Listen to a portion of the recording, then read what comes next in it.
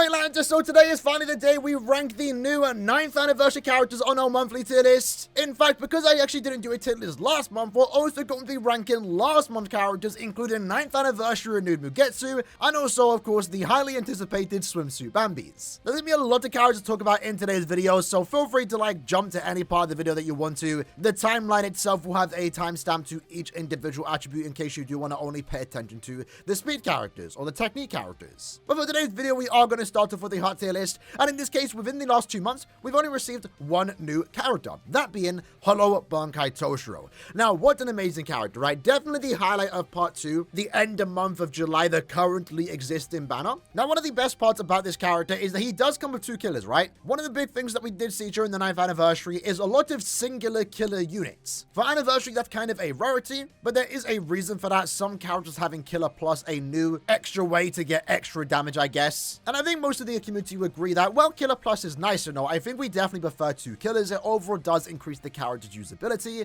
And the great part about Toshiro is, again, he does have 2 killers. In this case, a ranged heart Soripa with the stun Ritter and also no affiliation kill ability. That's overall a very good combination. When it, of course, comes to Guild Quest content, it's even better because we have been lacking a new ranged no affiliation unit. I think most people's go-to has been Burn the Witch Macy, a character that came out last year, April. And of course, we are eventually going to get the ranged stun Ritter Guild Quest, where realistically there isn't going to be that many characters to use, and your only good SP lead is going to be this new Toshiro. So he's already certified himself as one of the better must-have characters for Guild Quest content, but even outside of Guild Quest content, he's going to be a very enjoyable character. That really comes down to the strong attack hit and skills that he does have. In terms of damage output, the character comes with Frenzy +2, a 70% Berserker, which of course is strong attack damage increase, and then when you do inflict a stat element, which keep in mind he does have an increased chance to do so against any no affiliation and Quincy enemy, once you do inflict a stat element, you will then get an 80% spiritual pressure boost, over increasing his damage output by quite a lot. But it doesn't end there, because once you do inflict a stat element, again in this case freeze, you will then be doing 140% more damage to those frozen enemies, which is very, very powerful. This character is capable of doing some ridiculously high numbers of damage, and it's also worth mentioning too, in that 140% more damage to enemies inflicted with a status element, 40% of that is to any status afflicted enemy, and that is also to any heart character in the game, assuming they are a Soripa. And if you have a look at our tier list, right, of course one of the best characters here is 1000 Year Blood War Ichigo, who is soon to return in an upcoming rerun. And he himself is a Soripa, so in a way, Toshiro, despite being a self-sufficient unit, he's a really high DPS character. In a way, you can also look at him as a support character to buff other great characters like True Shika Ichigo. Damage output, of course, for this character is not an issue, but he also has some good utility effects too. He's immune to every stat element. He has long stride, weak in defense, so when you do use your soul bomb, your teammates can do more damage. That's really good in any team-based content. But essentially, this character does everything you want, right? He's the most safe anniversary unit, if that kind of makes sense. He basically got everything you expect when it comes to new anniversary characters. And of course, we should also talk about the character's strong attack kit. His SA1 is a beam forward, best SA1 in the game. His SA2 is a new type of strong attack, which traditionally has been a strong attack 3 in the past, has really good range, groups everyone up together, and then of course he does have a full screen strong attack 3. One unique thing that we did see with this year's anniversary characters is an extra attack, in this case a 1-minute cooldown, and for Toshiro's EX move is a trap-like vortex that spawns around him, hits quite a few times, again is capable of doing some really good damage, really good chance of inflicting freeze, and it overall just provides really good crowd control. This is going to be really good in Guild Quest content. In Limit Breaker, you can use it as an extra attack to clear your stage faster, and this attack definitely does reward those that know where the next spawn of enemies is going to be, because you could place that down, use a strong attack, and then the enemies instantly spawn in on the trap, get grouped in together, take damage, and then get frozen. Really fun unit. It's exactly what you'd expect with an anniversary character, and of course also, it's Hollow Bankai Toshiro. The first time we have gotten this character in game, he's a very fun unit, and honestly, he's been something the Heart attribute has been needing to a certain extent. I mean, Heart is absolutely stacked. They have some great characters, but we haven't had a great character since basically Ruroka and also Ichigo that came out at the start of the year / end of the year. Where exactly are we going to put him? I'm definitely contemplating number 1 or number 2, but you know what, for now, I'm going to say Toshiro is number 1. There's a few reasons for it. Again, Toshiro makes Ichigo better. He can be a mainstay DPS unit, but he can also play the support role. The EX attack, while it's not the best EX attack that we have seen amongst the new characters, it's still an extra attack that can do extra damage. They both have 2 killers, of course, So in terms of usability, they're almost tied. But I would say right now, I guess if you care about guild quests, Toshiro is going to be a lot more valuable to have. Then again, both of them are technically. So yeah, I'm really indecisive on where I should rank them. They're definitely, in a way, you can look at tied for number one. They're very similar units. Like, they both have Stammer to Killer. They're both needed for the respective guild quest weeks. More so Toshiro because we don't have any good SP lead in the ranged Stammer to guild quest. And that's why I kind of want to give the lead over Ichigo. But then, you know, Ichigo has the Lacerate and Weakening. It's a very powerful combination. Maybe my favorite in the entire game. He has the Charge Strong Attack free. So I think in conclusion, I'm putting them both number one. I don't know which one to put number one right now for the graphic. I think I'm going to leave Ichigo number one, but you can definitely go back and forth. If anything, your reasons for Toshiro being better might be due to the EX attack, and that's kind of fair. So in that case, yeah, let's just do it. Let's just do it. Other than that, though, there's no other character to really talk about. Of course, we have gotten some resurrectable characters in the last month that I wasn't able to rank. You know, one of them, for example, being the new Yami. He basically stayed the exact same. We also got Nana's resurrection, which was a pretty good upgrade, but again, basically stays the exact same. She has a massive drawback on that SA2 since she is a range character, and that SA2 in particular is classed as a melee attack. But overall, Heart is definitely rounding itself up. It's looking like a solid attribute right now, and Toshiro slides right in very, very nicely. Moving into the power attribute. Now, this is one that I've been looking forward to. You know, we've been quite vocal over the last year that power has been in a very bad spot. Their top 3 characters have been characters that to a certain extent have problems. They're still great characters, don't get me wrong, but we haven't gotten that perfect power unit, and to a certain extent, we still haven't really just gotten that. Despite this anniversary bringing us 2 very powerful and very fun power units, they also have problems, so let's talk about them. So our first new unit to talk about is the 9th anniversary renewed Mugetsu, a remake of 4th anniversary Ichigo, and to be frank, this character was the perfect character to start off the anniversary a whole month earlier than expected, because this character is quite frankly amazing. For starters, he himself is a power sorber with the hollow kill ability. Now, truth be told, while we are instantly going to put him in SS tier, we'll put him at number 1 for now. It does kind of suck that the power attribute, like all their best characters have hollow killer. Like, Yama is a hollow killer, Ichigo, 8th anniversary, is a hollow killer, and then this 9th anniversary renewed Ichigo is also a hollow killer. I would have really loved, and he would have been a lot more exciting, a lot better in my opinion, if they just gave him anything other than hollow killer. Soripa, for example, would have been a lot more ideal, because right now our best Soripa killer is this Kenpachi, who came out over 2 years ago. Disregarding that though, in terms of the character's gameplay and also strong attack damage, he comes with a 50% Berserker, Frenzy +2, and when you do inflict a stat element, in this case he does have an increased chance to inflict weakening against any hollow enemy, he then does get a 100% SP boost, which is kind of cool. That's our first character to have this. Even after the 9th anniversary part 1 and part 2, we haven't seen a 100% SP boost as an actual skill. Some characters have gotten up to 120%, but 80% comes from the skill, 40% comes from the soul trait. So it is quite noteworthy that he just naturally has 100%, and that's great, obviously. His strong attack kit is amazing. SA1 is a beam, SA2 is a great lunge forward, and then SA3 is a full screen, very fast activating strong attacks, and he's a very fast character too. With Sprinter +3, he's immune to every stat element, and his gameplay I would say is just very much enjoyable. One unique thing about this character is that he does have a 20% strong attack damage buff that is universal, and you can get that to any character. So, if anything, while this isn't really a tier list based on links, right, he is one of the best links in the entire game. Whenever you can use him in guild quest content, in co-op content, in single player content, it's always worth using him as a link on any character in your team, just to overall get 20% more strong attack damage. It's quite frankly amazing, and I've been using this character a lot as a link. The great thing, though, is that he's not just a link because, again, he is a great character. And there's some other great things about him, too, you know. Bombardment +1, the weakened defense. He can hit hidden enemies. The only bad thing that he's missing here, which ultimately is his biggest problem, is Debilitator. Now, Debilitator increases the length of a status element. Most characters do have it equipped. He doesn't. So when he does inflict a status element, in this case weakening, it only lasts 2 seconds instead of like the usual 7-8 seconds, for example. Now, this can be a good or a bad thing. The good thing about it, as we have been seeing with characters like this, where their increased chance, especially with Frenzy +2, is so high that you could inflict a status element right when your SP boost is about to wear off, and then you're stuck there, enemies weakened, enemies inflicted with a status element, and you can't reapply your SP boost for another 7-5 seconds because you literally just inflicted a status element right before the SP boost wore off. That's happened quite a lot of times, and in this case, because the weakening is only going to last 2 seconds, in Guild Quest it barely even lasts a second, he's constantly able to reapply his SP boost. Like, at no point would this character never not have an SP boost, because you're always constantly able to reapply it. So, in a way, you could look at the lack of debilitator as a good thing, because it will never stop him from being able to inflict a status on him. But I think I would definitely prefer if the character had debilitator. You know, the hit hidden enemy skill definitely is a tad bit wasted here. It's a nice utility effect, but I can always give that to him as a bonus ability or a accessory. Debilitator definitely would have been a more optimized skill, and realistically, the character itself was almost perfect. The only complaint you can have about him right now is the lack of 2 killers, which, as we saw at the 9th anniversary, isn't even that much of an issue. The holo killer definitely isn't ideal, and he does lack debilitator. Despite those things, I would still say he's easily the best and most enjoyable power unit in the entire game.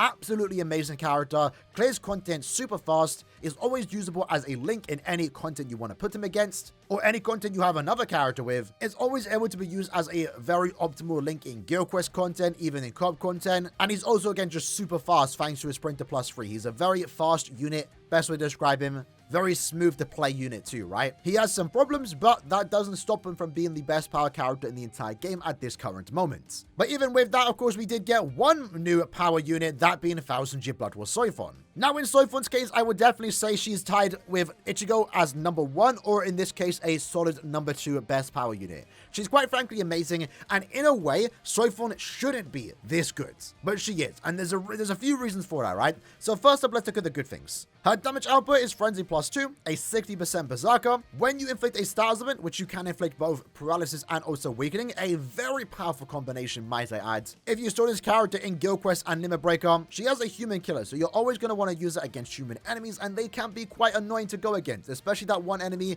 that has crazy fast activation times on their attacks. Being able to almost guarantee inflict paralysis and also weakening, stop the enemy in place, and therefore do 50% more damage is a very powerful combination, and easily one of my favorite combination of status elements in the entire game. But with an increased chance to inflict status element against any human, you would then get an 80% spiritual pressure boost, so damage output is really not an issue. It does get higher though, because she does have 20% more damage at full stamina, and then she also does come with 3 very unique enemies defeated bonuses, where after a certain number of kills, you can get stamina recovery to potentially keep you at full stamina. You get 30% more damage at full stamina, and then the most important part, after 60 enemies defeated, you will then get recharge in between stages, and this is to any character.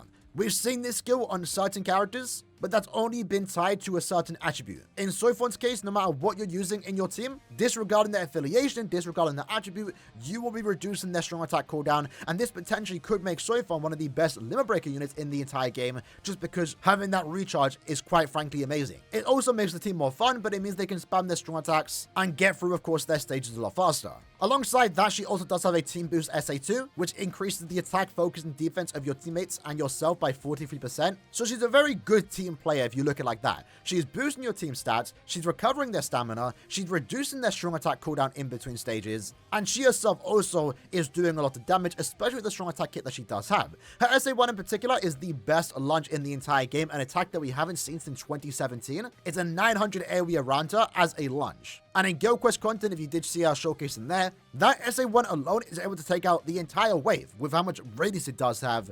And again, is very likely to inflict a status element where the enemy itself is stuck in place, where you and then your teammates can just do more damage. The SA2 being a boost and a beam forward overall does play very well with her gameplay.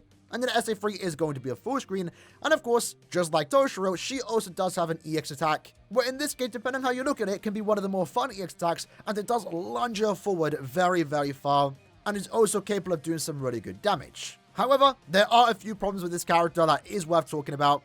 The SA2 in particular, being a boost attack, means that it cannot inflict any status elements, which can be a tad bit of a problem, but honestly, in gameplay, it was perfectly fine. Of course, she might have been better if she had a normal beam SA2, but I think the added stats to the teammates was actually quite enjoyable, and usually, don't get me wrong, I don't like characters having a boost SA2 as an SP character. Save that for no attack damage characters. However, this has been the first unit that I've liked, a first SP unit that has a boost SA2. I actually did enjoy it with this character. I don't know how good she would have been, maybe she would have been better or worse, but I very much do like how the character's attacks did turn out. And of course, one big thing about this character is the lack of guard break. That's basically been a standard skill for the last 4 years, and it means that you do have to break enemies' guard. That first hit on any strong attack is going to be wasted. Now, in the content where you want to use her against, it hasn't been that much of an issue. In Guild Quest, of course, there are no guard enemies. When she has Killer, that being against humans, which, by the way, she does have Human Killer Plus, where she, instead of doing 20% more damage, she does 40% more damage.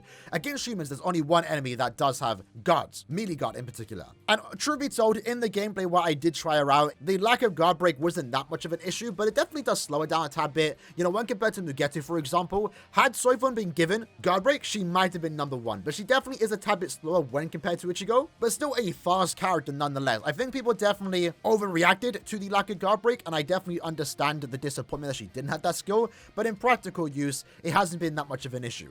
You definitely still have to work around that. Her EX attack in particular only has 2 hits to it, and if the enemy's guard hasn't been broken, it won't be doing damage. So you definitely have to learn when and where to use that EX attack to get the most out of this character, but she is still capable of creating content very fast and also doing really good amounts of damage. But the best part about her is just how good of a team player she is, right? Again, as already stated, boosting your team's stats, recovering their stamina, reducing their cooldown, and get stronger the more kills you do get. Very, very good unit. Again, like I've been saying, Power has been needing great characters like this, and Mugetsu and Soifon are great additions to the attribute. I still think we need a very powerful power unit, someone that has no problems. 2 killers, the perfect strong attack kit, and Soifon and Mugetsu could have been that. They could have been that, but they do have very slight problems that hold them back. But even with that, they're still some of the best units in the entire game. We can nitpick, we can complain about certain parts of the character, but in the grand scheme of things, that doesn't stop them from being very good and powerful units. Now, other than that, again, not really anything else to change right now, but one unit I do want to talk about, as we already have changed their positioning, is Lige.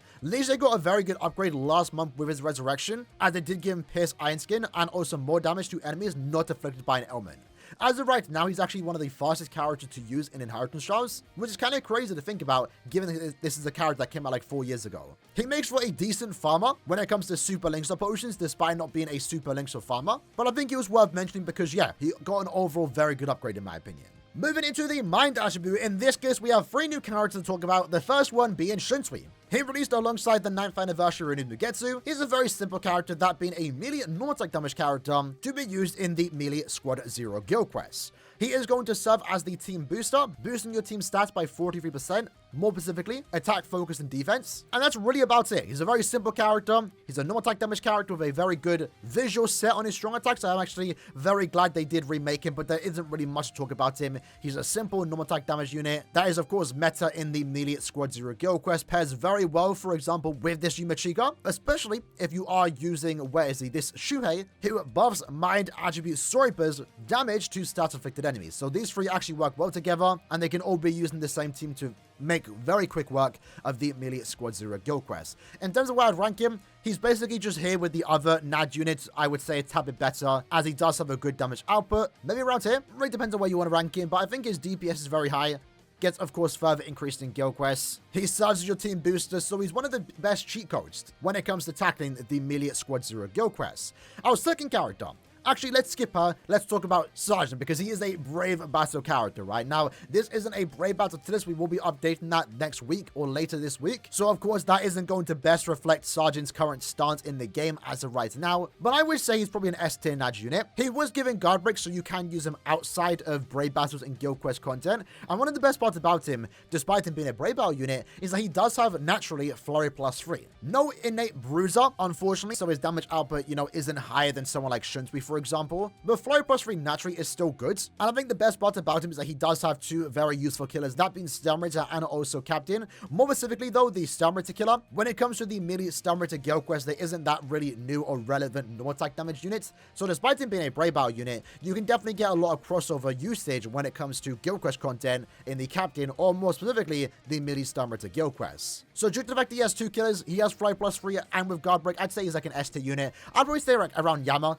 He's a very similar character. I would say he has more usage though, because again, he does have the stun rate to killer, which is more valuable as of right now in this current meta. Of course, one thing that I do want to mention with Sergeant is that he does have a Vortex SA2, providing some good crowd control. Almost a must-have for immediate normal attack damage unit in my opinion. And his normal attack string is actually very fun. He might not be the best Naj character in the game, but he's definitely going to be one of the more enjoyable ones, especially as that final hit is a ranged attack, right? It's classed as a melee attack. He's a melee character, but that final hit has Tengen come down and slam with his Zombie. It looks really, really cool. It's the perfect remake to a unit that came out years ago, who we currently have sitting in C tier. I always have no complaints with how the character turned out, besides the fact he was a Brave Hour unit, but someone's got to take the blow.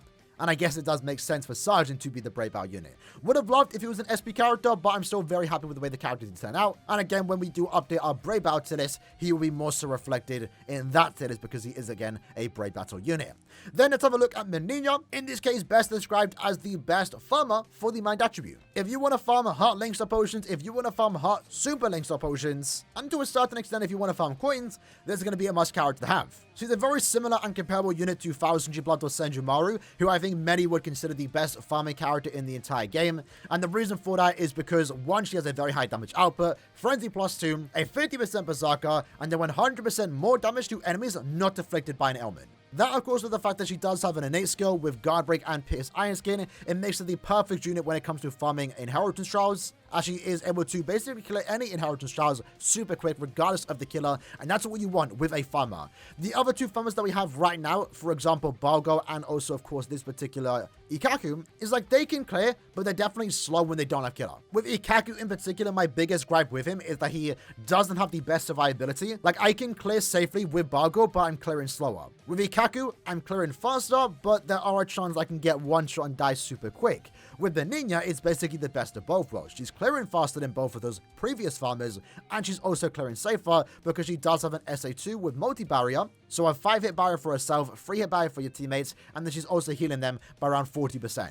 Overall good strong attack kit, and is easily going to go in SS tier as, yeah, the best mind farmer right now. She can't farm droplets, so if you do want a droplet farmer, you are going to want to use someone else, more specifically this particular Momo. When it comes to links of farming and super links of farming, you know, Inheritance Trials can be quite difficult. You want to clear as fast as possible to get most value per soul ticket. Menina is going to be your girl, so she definitely has some usage there. And if you have her, I'm sure you already know she can be your go-to farmer, right? Really good survivability, really good clear times, and she's increasing the Link Star Potion and also Super Link Star Potion drop rate by an additional 5, which is always appreciated. Although I guess one thing that's worth mentioning too is that she does have Shed Complete Status Immunity, which is something that we haven't seen in a very long time, and it's very surprising. None of the anniversary units did get it, but it's kind of nice to have that on her as a farming character, a club character, because that means if you are playing with other farmers like Balgo or like Ikaku, for example, you can just give them the immunity, which is actually really, really cool. But yeah, overall, Menina doesn't care about killer. Always use her in Inheritance Trials when you can, and you're going to be clearing fast and getting a lot of extra potions. With that in mind, though, that's the Mind tier list.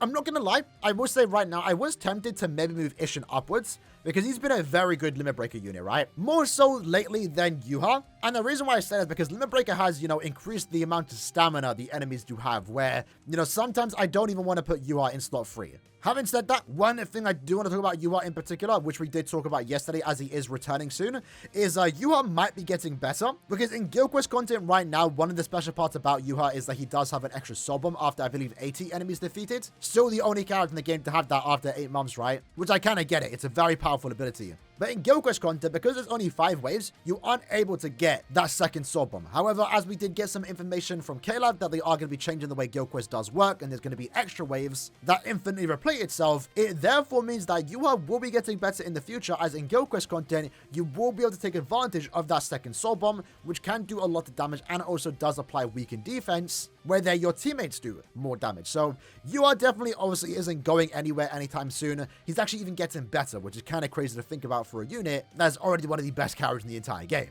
Next up, let's move into the speed tiers. In this case, we received 2 new characters, the first one being Swimsuit Candice. In her case, very similar to Shinsui. She's a ranged normal attack damage character, gets more damage in Guild Quest content, does have guard break so you can use her outside of Guild Quest content, and she does have a team boost SA2, boosting your team's attack, focus, and defense by 43%.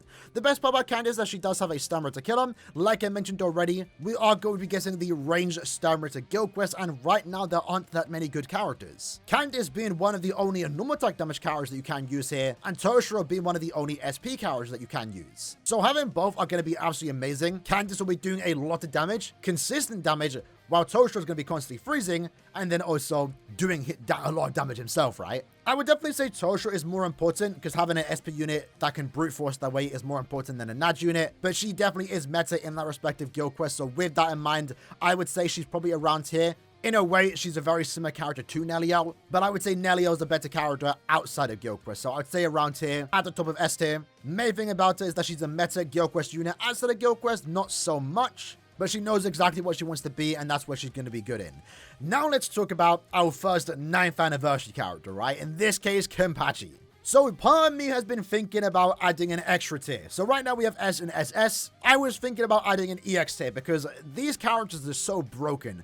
Part 1 of the 9th anniversary was definitely the more powerful part, which I do like because these characters are premium. But let's talk about what makes this character good. Well, for starters, he is a speed sniper captain. That's quite noteworthy because he is able to get the benefits of a team buff from someone like Akon, for example. It also, which I've been saying for a while now, right? For a character to replace Yachi Unohana, they are going to need to have equally as high damage, if not higher, and also, most importantly, be a sniper, right? You know, when Sang-Do came out, there was a debate whether he was better than Unohana, and my simple reasoning for why Unohana is always going to be better is that she was a sniper, so she gets the benefit from one of the best team supporters, that again being Akon, who we have currently sitting in S tier.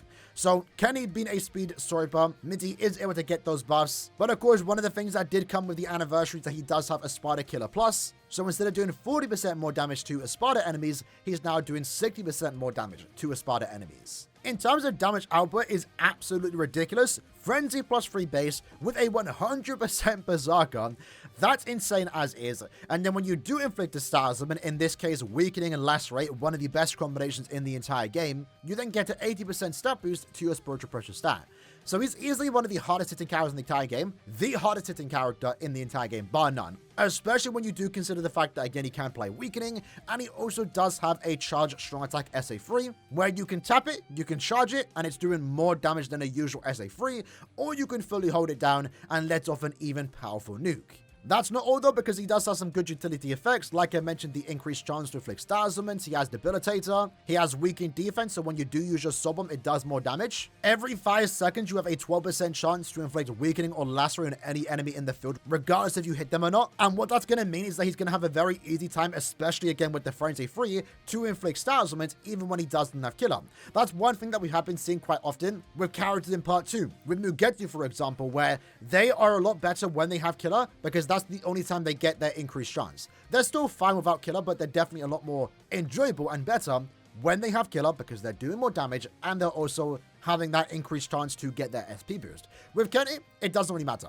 More often than not, he's not going to have killer because he has a Spider Killer, but this is definitely one of the only units in the game that I think just generally does not care about killer, which I think is a great thing, especially because of his strong attack kit. I know a lot of people have been saying, you know, Yachi's better because she's more enjoyable, and that's perfectly fair. Kenpachi doesn't have the most smooth strong attack kit, a lunge into an AoE around him, into a charge strong attack free, but I don't think that really matters all too much. He's definitely a character that can clear content fast, especially because we haven't spoken about it just yet. He does have a new EX attack, which is a small AoE around him. It's not so much an extra attack, right? All the other characters that we looked at, their EX moves, and the future ones we are going to talk about Grammy in a minute, their EX attacks are more so just extra attacks. Whereas Kenpachi's is a very small AoE around him that, by the way, is capable of doing a lot of damage, obviously. But it's more so an extra effect to give him more damage because it does multiply his SP boost by basically 100%, right? So if you already have the 80% SP boost active, once you press that EX button, you're then getting a 360% SP boost, which is absolutely insane because he already has insane damage output. Frenzy free, 100% Berserker, a 2-stage charge strong attack SA free, and then you're giving him for 10 seconds a 360% SP boost. With that in mind, he's able to clear content super fast, especially Guild Quest content, so much so they had to make the 9th anniversary and Nightmare GQ even harder, where yes, it was a tad bit of a struggle using this character in that quest, but that wasn't his fault. there's not really that many good melee Espada killers, so even though this character was super powerful, some people still struggled to clear. But that guild quest, in my opinion, was definitely working against Kenpachi. Even with that, he was still able to clear it. A 5-5 Kenpachi was able to clear that guild quest by himself. If you put any other unit in that similar situation, they probably would have not cleared it by themselves. He's easily the strongest unit in the entire game, in terms of damage output at the very least. And you know what? I think that's very deserving of a character like Kenpachi. So easily, we're putting him as the best speed character. Yachu is absolutely amazing. She's finally been dethroned a whole year later, and it only makes sense for it to be Kenpachi. He has exactly what it took to dethrone someone as powerful as Unohana. You know, she has an 80% SP boost, a trap SA3, a very powerful strong attack hit with Frenzy 2, Rampage, and what it took to beat that is a better set of stat elements, Weakening and Lacerate, Frenzy +3, a 100% Berserker, the best strong attack 3 in the entire game, and a 360% SP boost. Kenpachi is absolutely amazing and is worthy of holding the title of a 9th anniversary character. Easily the best speed unit in the entire game, and right now I would probably say the second best unit in the entire game overall. Because going into the technique attribute, in this case we did get 3 new characters, and one of these characters holds the title as the best unit in the game, which again we'll talk about them last. So first up we have Nanao. She is going to be a link shot farmer, a very good one at that too. She's the first mid-month character to be given Frenzy +2, which I think is quite noteworthy, and what I like about her most is that because she is a farming unit, you are going to use it in co-op content, more specifically in epic raids, where you're going to see other farming units, potentially other Nanaos. And one of the skills that she does have, she's the first character to have this, Sorryper Resonance, where every Sorryper in your team, you get 10% more strong attack damage. So in a full lobby of Sorrypers, which there are quite a few, but let's say a full lobby of Stick Nanao, you're going to be doing 60% more damage on top of the fact that you have Frenzy +2 and a good Berserker value. She's a very simple unit. She's mainly just there to farm links or potions. So with that in mind, I would probably say she's around here. Maybe just a tad bit above Juice. Maybe above even Raichu, to be fair. She's just a farming unit, right? That's really about it. Maybe you can get a bit of usage in Guild Quest content, but I wouldn't say so. She mainly wants to be used in epic raids, Inheritance Zone, to farm links or potions, and she has a very high damage output. As far as farming units do go, especially again considering that she was a mid-month unit. Her damage output is very comparable to end-of-month farming units, which I think is quite noteworthy because she isn't supposed to be this special OP unit, but she kind of does perform pretty well. Next up, though, we have Swimsuit Bambietta, a very weird unit. She was the month's Limit Breaker character, and more often than not, the Limit Breaker character is the highlight of the banner. And technically, that's exactly what this Bambietta was, but she was also a Guild Quest unit. It's the first time we've seen that a Limit Breaker character come with Guild Quest specific skills, which isn't even that bad. Some characters, it's not the greatest on, I will be honest, because it's not really nice to see SP units have Guild Quest specific skills, so when you're not using them in Guild Quest, they're not nearly as good. However, Bambietta basically has everything you want as a normal unit. She has Frenzy +2. She has an increased chance to inflict paralysis. In this case, only against the Ronkers, keep that in mind. When you do inflict a stat element, you get an 80% SP boost. And she has a good Berserker value, gets more damage after a certain number of kills, as she does get a killer effect buff, which you can give to your entire team.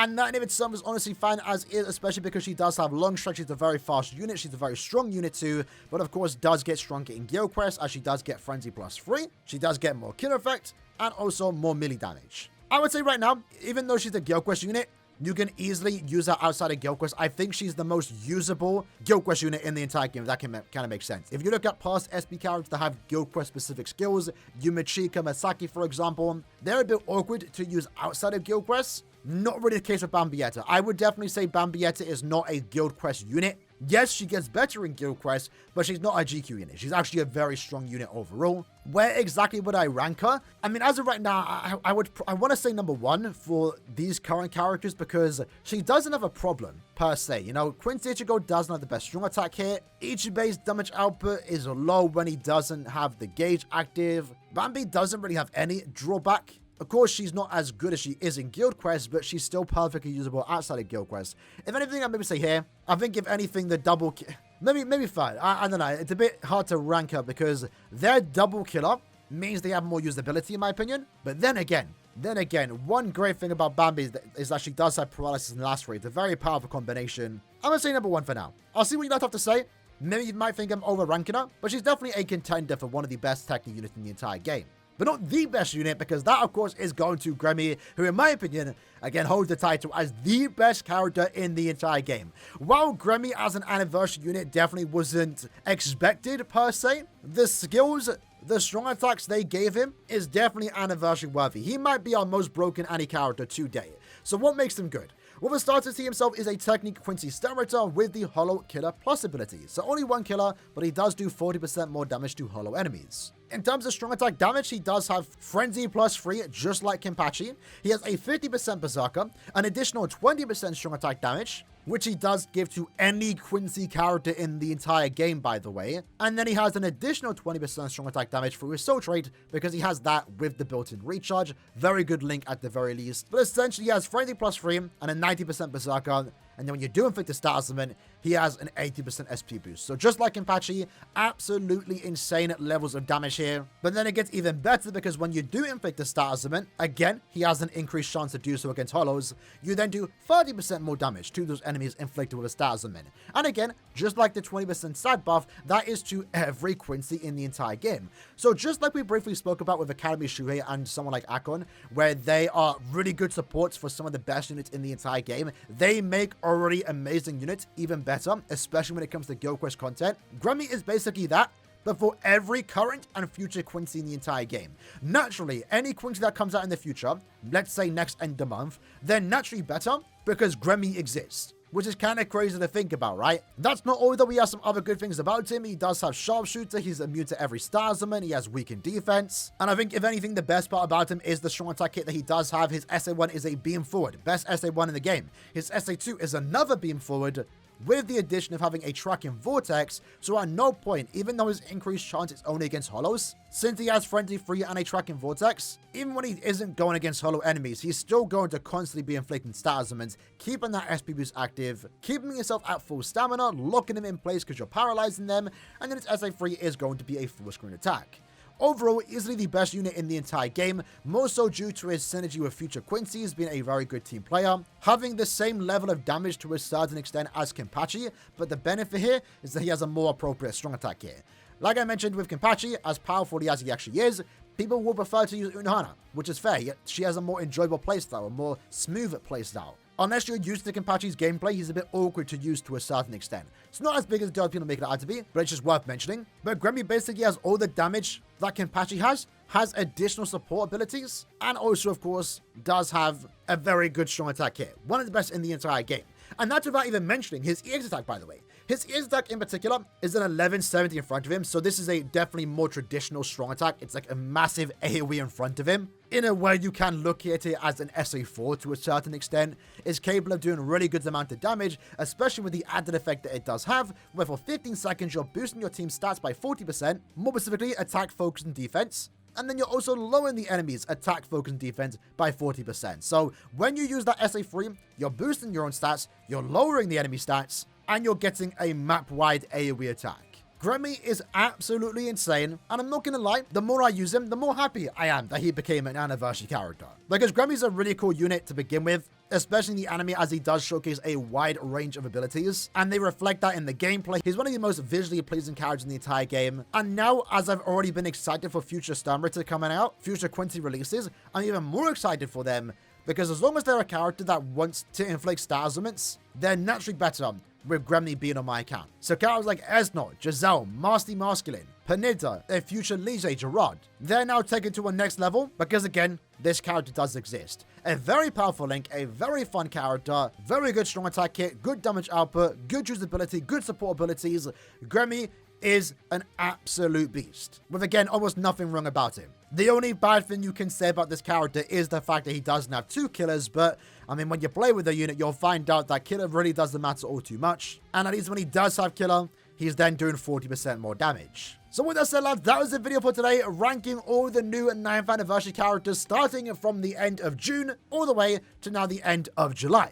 The anniversary isn't over just yet. There is a chance we get a pretty good upcoming mid-month banner this 19th of August. And then I've also been hearing talks that end of the month of August is going to give us another 1000 Gibraltar banner with 3 new Stamrators. So again, Gremmy might be getting better in the future. Those upcoming characters might be getting better with Gremmy. If you have him, you're definitely going to potentially look forward to end of month August. Again, as always, if you have any disagreements with the character's placement, if you think I ranked the character too high, if you think I should knock some characters down, let me know in the comments below and we can reflect it in next month's tier list. Appreciate you sticking to the end. Hope you enjoyed the video. See you guys next time. Take care and peace.